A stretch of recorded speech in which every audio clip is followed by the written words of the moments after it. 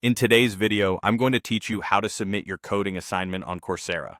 We'll start by completing your code. Choose the environment that works best for you, whether that's your local IDE or Coursera's in-browser code blocks or labs. In either case, make sure your code runs cleanly and passes any tests provided in the assignment. Try a couple of sample inputs, check edge cases, and save your files with clear names.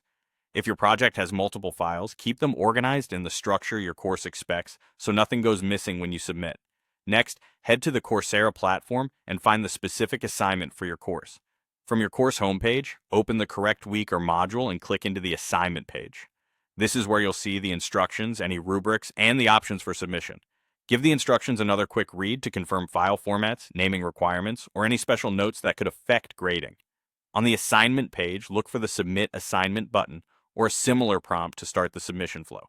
It may appear at the top or bottom of the page, and sometimes as a link inside the instructions panel.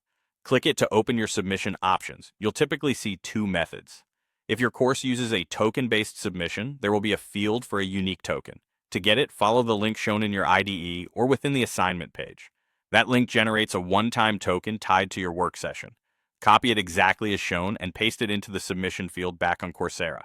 Double-check there are no extra spaces before or after the token, then proceed. If your course uses web or file submission, follow the prompts to upload your code files or provide a link to your work, such as a GitHub repository.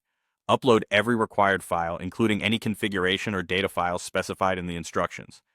If a zip is requested, compress only the necessary files and keep the folder structure intact.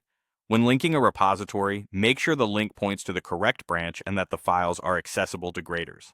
Finally, confirm your submission. After you submit, look for a clear confirmation message on the page. Some courses also display a timestamp or a submission status indicator. If you don't see confirmation, refresh the page and check the assignment submission history before navigating away.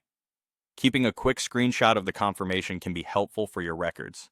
That's it. Complete your code, find the assignment, choose the right submission method, and confirm it went through. You're all set.